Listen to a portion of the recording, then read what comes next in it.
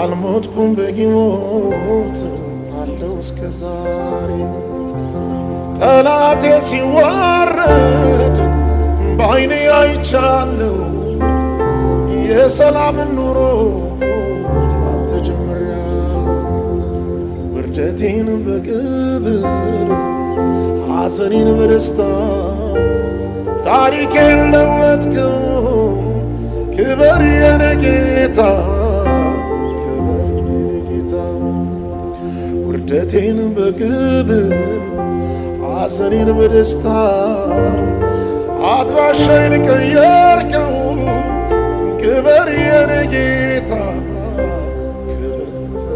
የኔ ጌታ የለቅሶ ወራት ውርደቴ በቃና